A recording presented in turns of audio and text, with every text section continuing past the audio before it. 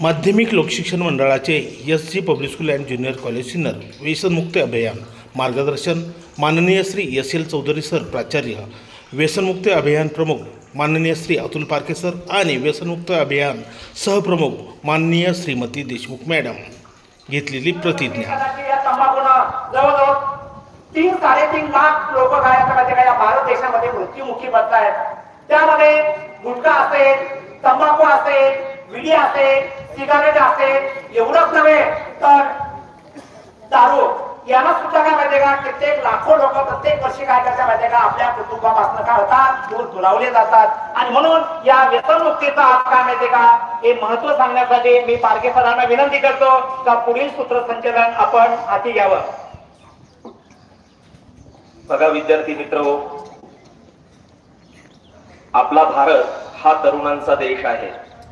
आपल्या भारतामध्ये सर्वात जास्त तरुण आहेत. म्हणजे इतर देशांच्या तुलनेत जर विचार केला तर आपला भारत हा सर्वात जास्त तरुणांचा देश आहे. आपली जवळजवळ आपली पॉप्युलेशन ही 60% म्हणलं तरी वावगं ठरणार नाही, एवढं पॉप्युलेशन आपलं तरुणांचं आहे. परंतु हा तरुण आज कुठंतरी व्यसनांच्या आहारी जात आहे. फार व्यसन करतोय. दारू, गांजा, ड्रग्ज असेल, तंबाखू असेल, गुटखा असेल, यासारखे अतिशय चुकीचे व्यसन आजचा तरुण आपला भारतातला करत आहे. आपण बघतो रस्त्याने जरी जात असताना कुठेही कोणी कुठेही थुंकतंय व्यसन करून, तंबाखू खाऊन थुंकताना दिसतंय, गुटखा खाताना किती मोठा तो थुंकी ते थुंकतायत. अशा प्रकारे आपण बघतोय आणि या तरुणांनी काय आदर्श ठेवावा, काय आदर्श द्यावा. लहान मुलं आहेत, त्यांच्या समोर आपण व्यसन करतो. घरामधले पालक व्यसन करतात, त्यांच्या समोर लहान मुलं असतात आणि त्याचंच अनुकरण ही लहान मुलंही करायला लागलेली आहेत. म्हणूनच आपण बघतोय की लहान मुलांमध्येही व्यसनांमध्ये वाढ झालेली आहे. टीनेजर ऍडिक्शन म्हणतो आपण त्याला.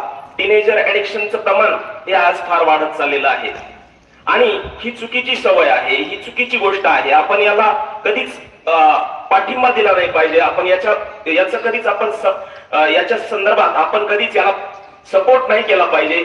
म्हणून भारत सरकारचं सचिवालय आणि त्यांनी व्यसनमुक्तीचं अभियान संपूर्ण भारतभर राबवण्याचं ठरवलेलं आहे आणि आज आपण त्या संदर्भात शपथ पण घेणार आहोत. आपण कुठलंच व्यसन करणार नाहीये.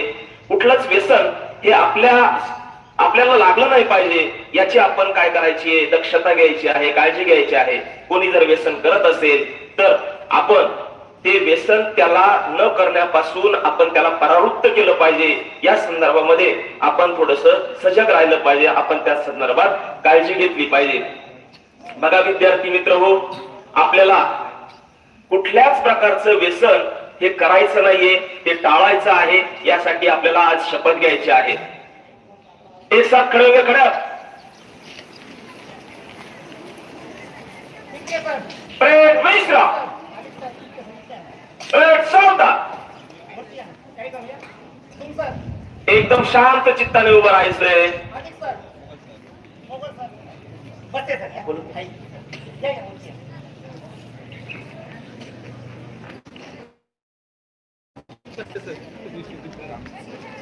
रामशेखर कॉलेजचे शिक्षक लोकांना विनंती करतो की आपणही स्टेजवरती यायचंय.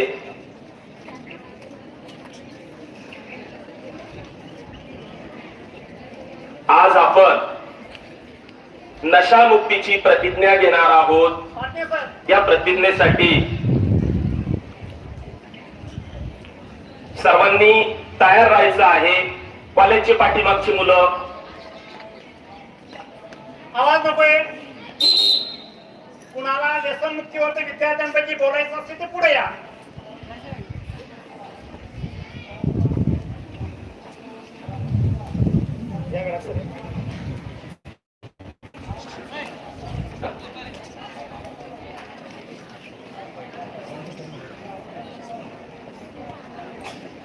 आपण शपथ घेऊया.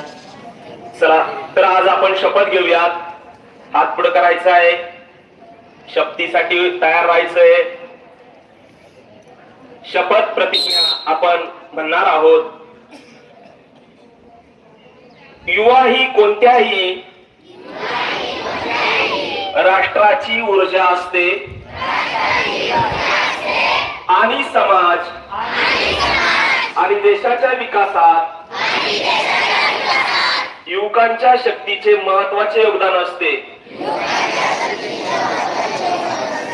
म्हणूनच जास्तीत जास्त तरुणांनी नशामुक्त भारत मोहिमेत सामील होणे अत्यंत महत्वाचे आहे. देशाचे हे आव्हान स्वीकारत आज आपण नशामुक्त भारत या अभियानाअंतर्गत एकत्र येऊन प्रतिज्ञा करतो की केवळ समुदाय, कुटुंब, मित्रच नाही तर आपण देखील नशामुक्त राहू.